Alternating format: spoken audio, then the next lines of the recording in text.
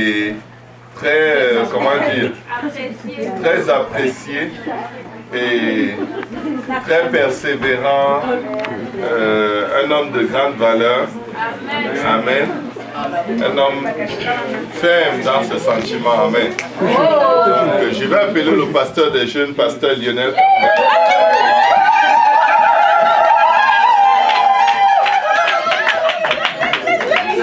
Amen.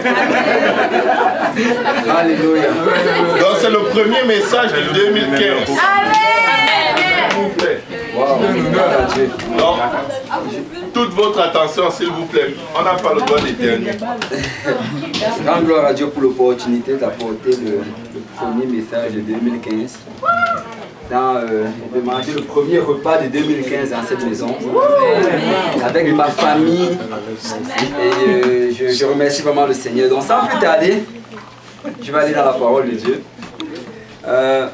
Mais je n'étais pas vraiment prêt par rapport à ça, mais le Seigneur m'a prêté alors que nous étions en chemin. Amen. Et on va aller dans 1 Jean chapitre 1 verset 5. Je crois qu'on m'a donné 3 minutes. Donc. Donc lis seulement. 1 Jean 1 verset 5, la Bible dit: la nouvelle que nous avons apprise de lui et que nous vous annonçons, c'est que Dieu est lumière et qu'il n'y a point en lui de ténèbres. Que quelqu'un dise: Dieu est lumière. Dieu est lumière. Si nous disons que nous sommes en communion avec lui et que nous marchons dans les ténèbres, nous mentons et nous ne pratiquons pas la vérité. Mais si nous marchons dans la lumière, comme il est lui-même dans la lumière, nous sommes mutuellement en communion. Que quelqu'un dise en communion. Et le sang de Jésus, son Fils, nous purifie de tout péché. Si nous disons que nous n'avons pas de péché, nous nous séduisons nous-mêmes et la vérité n'est point en nous. Si nous confessons nos péchés, il est fidèle et juste pour nous les pardonner et pour nous purifier de toute iniquité. Et si nous disons que nous n'avons pas de péché, nous le faisons menteur et sa parole n'est point en nous. Je ne sais pas s'il y a quelqu'un ici, depuis qu'il sait le Seigneur, il est déjà tombé. Il a déjà commis un péché, un seul péché depuis qu'il sait le Seigneur. Peut-être deux, peut-être plusieurs autres. Mais je suis sûr que la plupart d'entre nous ici, là, sont déjà tombés. Et je ne sais pas pour vous, mais quand j'ai commencé à servir le Seigneur, je me demandais: Seigneur, maintenant que je suis né de nouveau, maintenant que j'ai envie de te servir, comment ça se fait que je tombe souvent? Comment ça se fait que quand quelqu'un me bouscule, une mauvaise pensée qui passe dans ma tête? Parce que ça fait un péché. Amen. Amen. Comment ça se fait que quand quelqu'un me fait quelque chose de mal, la première réaction c'est que je voudrais d'abord rendre avant que l'Esprit de Dieu me retienne? Amen. Amen. Donc je me suis posé toutes ces genres de questions, mais je crois que la réponse se trouve dans ce verset-ci.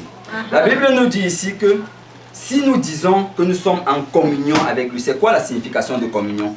Être en communion, c'est faire des choses en commun avec lui, partager tes pensées, partager tes actions, partager toutes choses. Je vais prendre l'exemple, mon frère. Si je dis que je suis en communion avec mon frère, ça veut dire que je me tiens main dans la main avec lui. Je peux aller n'importe où avec lui. Amen. Donc si tu es en communion avec Christ, ça veut dire que quand tu vas même voir tes amis, tu peux aller avec Christ. Amen. Quand tu vas même à ton école, tu peux aller avec Christ. Amen. Quand tu vas même devant ton ordinateur, tu peux aller avec Christ. Amen. Quand tu regardes même la télé, tu peux aller avec Christ. Amen. Quand tu parles dans n'importe quelle conversation, tu peux aller avec Christ. Amen. Quand tu commences à commérer, tu commères, Christ aussi t'entend. Quand tu commences à faire des choses que le pasteur n'aimerait pas que tu saches, Christ est quand même avec toi. En fait, c'est ça, être en communion. Mais la Bible nous dit ici que quand tu es en communion avec Christ, alors tu es en train de marcher dans sa lumière. Et que quand tu es dans cette lumière-là, qu'est-ce qui se passe? Le sang de Jésus, son Fils, te purifie de tout péché. Donc je vais expliquer ça d'une autre manière. Ça veut dire que si tu es avec Christ, si tu fais toutes choses avec Christ et que tu marches toujours dans sa lumière, même quand tu glisses, le Seigneur te lave directement de tout péché. Amen. Même quand tu pêches, le Seigneur te nettoie directement de tout péché. Pourquoi? Parce que tu es en communion avec lui. Et être en communion, ça veut dire partager toutes choses avec la personne. Donc, aussi bien que tu lui partages toutes les facettes de ta vie, en même temps, il est en train de te partager son sang. Amen. Et toutes choses que tu fais directement après, il te lave.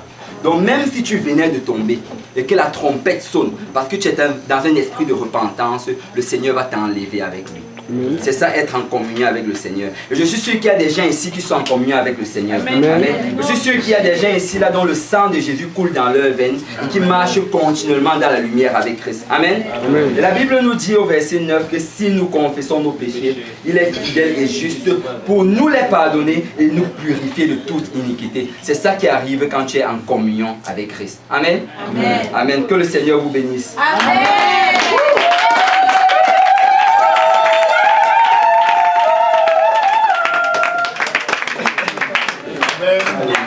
Alléluia. Est-ce que quelqu'un a été béni? Amen. Moi, je vais être en communion avec le Seigneur. Amen. Et je sais que le